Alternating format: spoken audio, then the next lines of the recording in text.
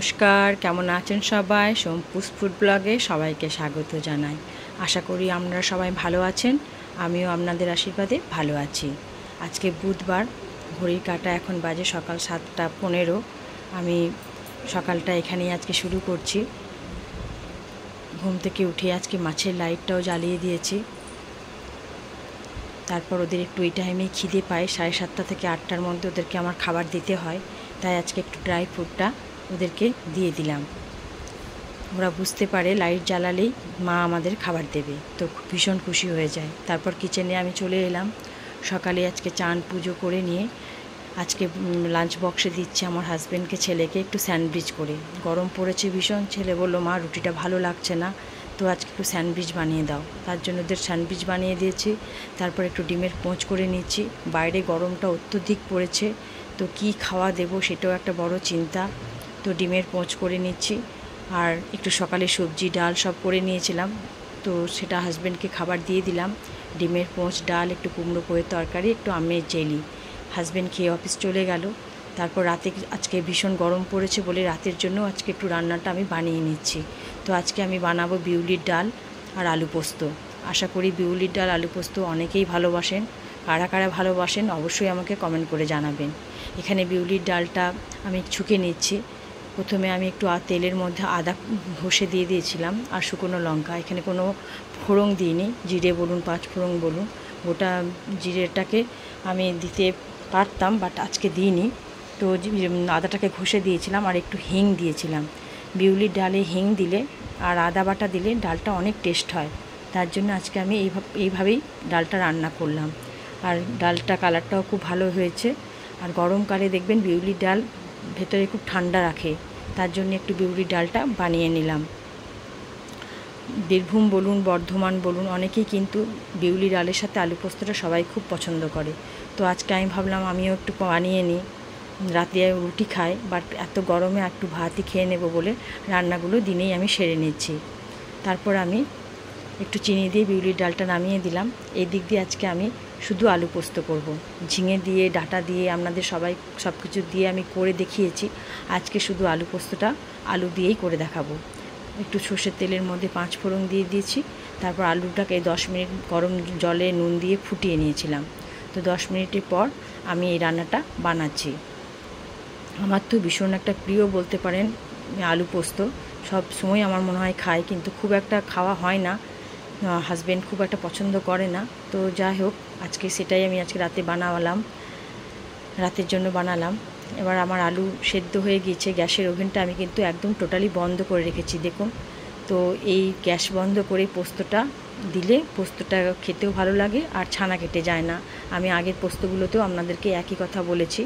তো সবসময় বলবো, পোস্তটা যখনই দেবেন গ্যাসের ওভেনটা বন্ধ করে দেবেন।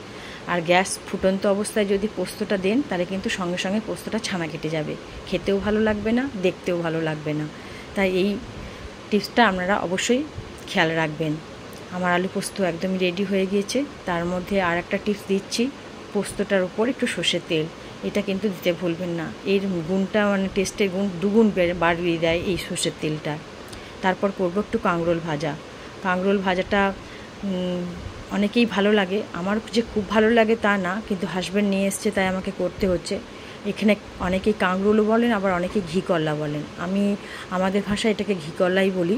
তো সেটা ঘিকল্লা আলুর তরকারিটাও আমার খুব ভালো লাগে। তো আজকে যেহেতু আলু পোস্ত করেছি, বেশি আলু খাওয়াটাও উচিত না, তার জন্য একটু ভেজে নিচ্ছি কাঁকরোলটা। আপনারাও কি কাঁকরোল এভাবেই ভাজেন? অবশ্যই আমাকে কমেন্ট করে জানাবেন। বা কাঁকরোল ভাজা আর কীরকমভাবে হয় সেটাও কিন্তু আমাকে একটু বলবেন, তাহলে আমিও জানতে পারবো কাঁকরোলের আর কী রেসিপি হওয়া যায়। হালকা করে আমি একটু গ্যাসটা মিডিয়ামে রেখে কাঁকরোলটা হালকা করে ভেজে নিচ্ছি। নুন হলুদ দিয়ে একটু মাখিয়ে রেখেছিলাম। তারপর এখন তো যা খবর শুনছি, যাই হোক, একটু যুদ্ধটা থেমে গিয়ে একটু শান্তিটা এসেছে, কিন্তু তবুও ভারতের সৈনিকদের প্রতি সবসময় আমার শ্রদ্ধা আছে এবং সবসময় থাকবে। যেন ভগবান সবসময় তাদেরকে সুরক্ষা রেখে কাজ করে, এটাই আমি প্রার্থনা করব। আমার একদম কাঁকরোল ভাজা হয়ে গিয়েছে লাল লাল করে।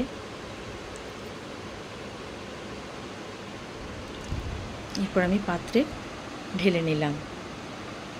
তারপর আজকে একটু নিয়েছে হাজবেন্ড গলদা চিংড়ি, তো ভাবলাম গরমে রান্নাটা করব না, কিন্তু না করলেও ফ্রিজে কতদিন রাখবো, তো সেই জন্য আজকে আমাকে এই রান্নাটাও করে নিতে হচ্ছে। আপনারা পুরো রেসিপিটা দেখুন, তাহলে বুঝতে পারবেন আমি গলদা চিংড়ি মালাইকারিটা কীভাবে করছি। খুব সিম্পলভাবে আমি আপনাদের করে দেখাবো। আর যদি স্কিপ করে যান তাহলে বুঝতে পারবেন না যে আমি কোথায় কোথায় কী দিচ্ছি, তাই পুরো ভিডিওটা দেখার অনুরোধ রইল।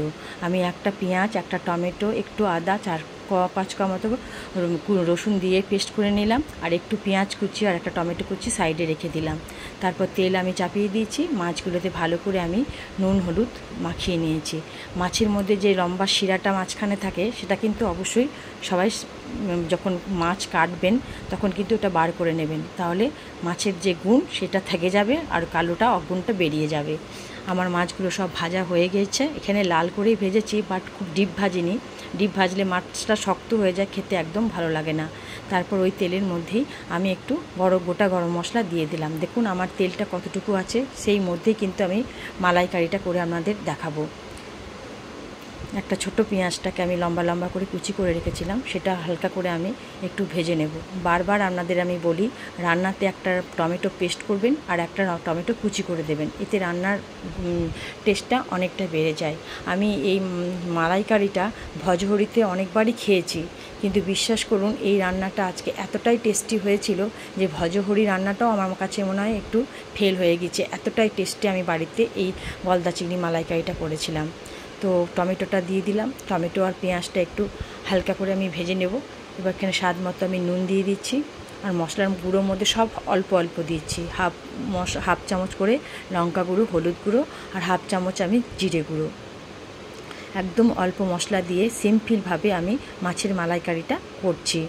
যেহেতু গরমটা খুব পড়েছে, এখানে যদি বেশি মশলা খাওয়া হয় তাহলে কিন্তু শরীরে অম্বল বলুন, গ্যাস বলুন, তারপর শরীরটাও ভালো থাকবে না। তার জন্য আমি একদম অল্প মশলা দিয়ে এই রান্নাটা করছি। যদি আপনারা এই অল্প মশলা দিয়ে মাছের মালাইকারিটা, চিংড়ি মাছের মালাইকারিটা খেতে চান, তাহলে অবশ্যই আমার রান্নাটা একটু ফলো করবেন। তারপর আমি বাটা মশলাটা দিয়ে দিলাম, টমেটো, পেঁয়াজ, আদা, রসুন, একটু ভালো করে আমি কষে নেব। আমি গ্যাসটায় মিডিয়াম দিয়ে রেখেছি, হাতে সময় নিয়ে এই মাছটা আমি রান্না করছি।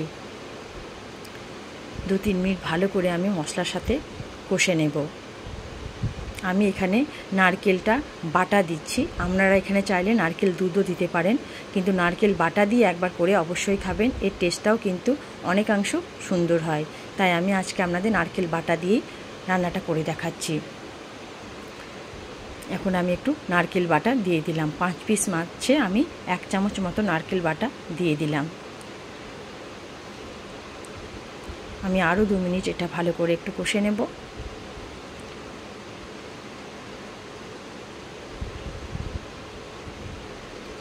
আর এই রান্নাটা থাকলে তো আপনার গরম ভাতে আর ডাল বলুন, পোস্ত বলুন, কিছুই লাগবে না।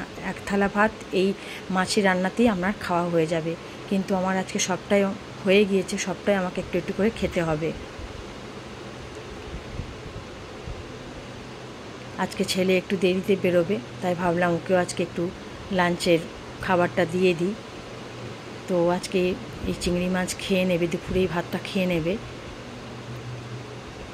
আমি একটু জল দিয়ে দিলাম, গ্রেভিটা একটু বেশি রাখবো না, তার জন্য অল্প মতোই জল দিলাম। এবার একটু ভালো করে সেটাকে ফুটিয়ে নিচ্ছি। ফোটানো হয়ে গেলে মাছগুলো আমি দিয়ে দিলাম। এই পদ্ধতিতে একবার হলেও করবেন, এই রিকোয়েস্টটা আমি রাখছি আপনাদের কাছে, অবশ্যই কিন্তু এটা করবেন। তারপর আমি 2 মিনিটের জন্য একটু ঢাকা দিয়ে দিচ্ছি। 2 মিনিট আমার হয়ে গিয়েছে। মাছের কালারটাও দেখুন কত সুন্দর এসেছে, একদম অল্প তেল মশলাতে আমার রান্নাটা কত সুন্দর কালার এসেছে, এবং বিশ্বাস করুন অসম্ভব টেস্ট হয়েছিল। তারপর একটু মালাইকারি মানেই মিষ্টি মিষ্টি, যদিও আমি সমস্ত রান্না শেষে একটু চিনি দিই, তো মালাইকারিতে তো অবশ্যই দেবেন আপনারা, চিনিটা দিয়ে রান্নার ব্যালেন্সটা রাখবেন। আমার একদমই রেডি হয়ে গিয়েছে এখানে গলদা চিংড়ি মালাইকারি। তারপর আমি 1 চামচ ঘি এখানে দিয়ে দিলাম। 1 চামচ ঘি দিলে রান্নার টেস্টটা অনেক বাড়ে, তাই এখানে অবশ্যই যখনই মালাইকারি রান্না করবেন ঘিটা কিন্তু দিতে ভুলবেন না। আমার একদমই রেডি হয়ে গেল গলদা চিংড়ি মাছের মালাইকারি। এরপর আমি একটু পাত্রে ঢেলে দেখিয়ে দিচ্ছি। আমার মাছটাও একদম ভাঙেনি, গোটা গোটায় সমস্ত মাছ রয়ে গেছে। আর গ্রেভিটা ঠিক আমি এই পর্যায়ে রেখেছি। রেসিপিটা অবশ্যই আপনাদের ভালো লেগেছে। ভালো লাগলে কিন্তু একটা কমেন্ট করে আমাকে অবশ্যই জানাবেন। ভালো লাগলে লাইক করবেন, শেয়ার করবেন, তাহলে আমি খুব খুশি থাকব। এবং একটা করে সাবস্ক্রাইব করে দেবেন। একদমই রেডি হয়ে গিয়েছে চিংড়ি মাছের মালাইকারি। ছেলেকেও খেতে দিয়ে দিচ্ছি। একটু শাক, একটু চিংড়ি মাছের মালাইকারি, একটা ডিমের পোঁচ, একটু বিউলির ডাল, ও পোস্ত খায় না। আর একটু দিয়ে দিচ্ছি আমরা আমের জেলি আর একটু মিষ্টি দই। ভালো থাকবেন, সুস্থ থাকবেন, সাবধানে থাকবেন। Thank you so much. দেখা হবে অন্য একটা ব্লগে।